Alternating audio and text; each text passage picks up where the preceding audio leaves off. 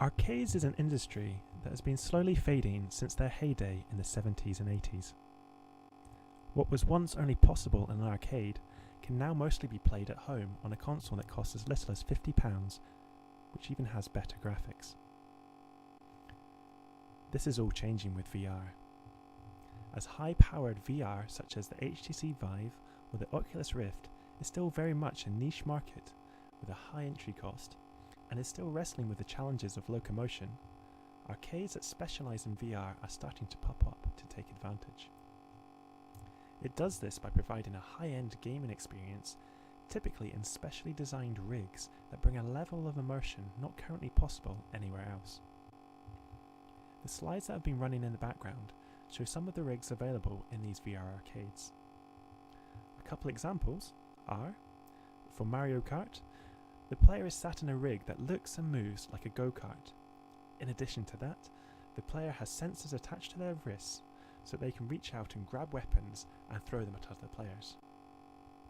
Another example, for a game where a player flies a bike with wings through narrow caves and between mountains, the rig for this experience is a bike that has two large fans positioned in front of the player so that when they dive in the game, they feel the wind rushing into their face.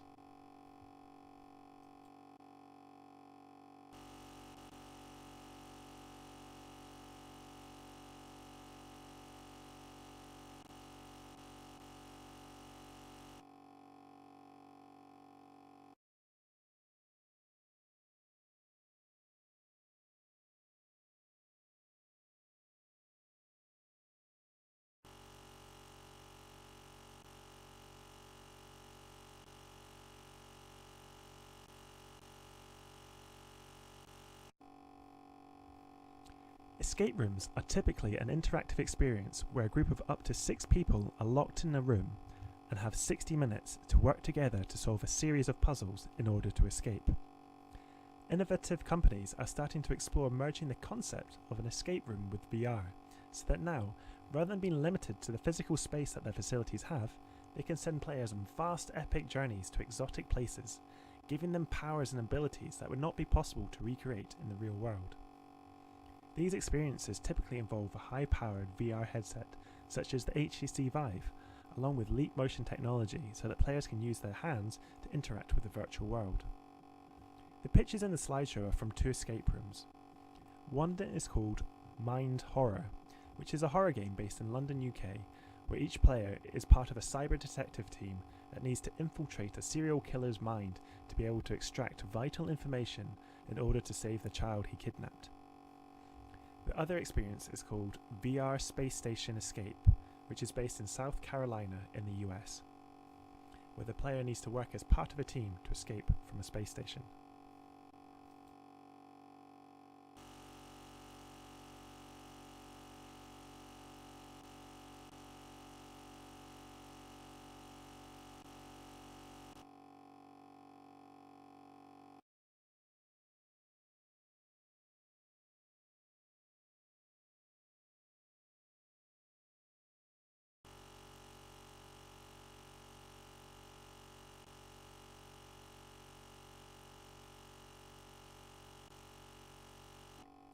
Hyperreality is a new medium created by VR.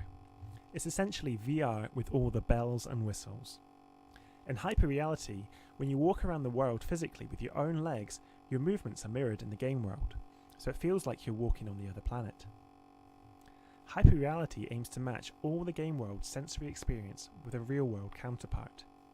If you see a seat in the game world, you can safely sit down on it, as there will be a real-world counterpart.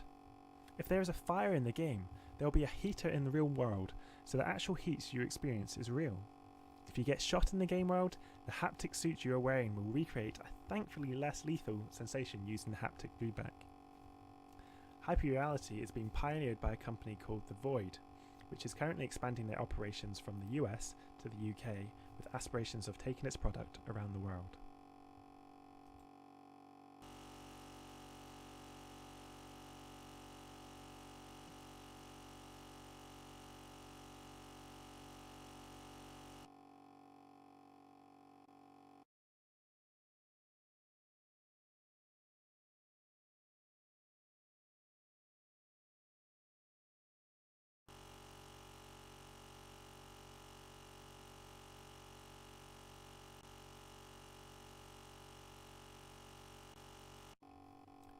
Creative directors are eagerly exploring how VR can be used as a storytelling medium. Every year at the Sundance Film Festival, a VR short films category competition is held. In other areas, directors are offering VR extras such as clips in Disney's movie VR, where the user can hang out with the film crew during filming the Star Wars Rogue One movie, or allowing the user to stand in Mowgli's place whilst he is being sweet-talked by Kaa, the ginormous snake. Halcyon is an internet-based TV series which allows users to watch the TV series online before providing interactive VR content that allows them to explore the crime scenes in more detail. Companies such as the BBC are also creating documentaries such as We Wait VR, which transports the user into the heart of a refugee crisis so that users can experience in a virtual hand sort of way the horrors that the refugees go through in order to come to Europe. Each of these topics mentioned are included in the rolling slideshow.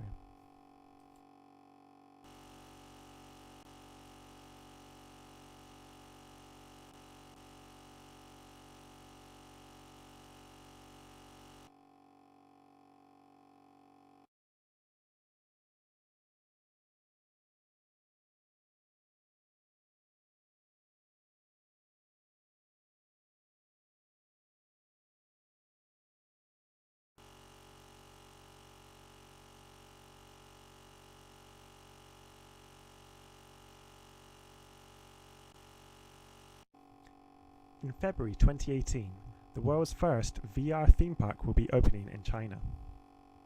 When users enter the theme park, they will each be given a Gear VR, which will allow them to explore the park's dozens of VR attractions, including space travel, meeting extraterrestrial life, and riding on the back of dragons.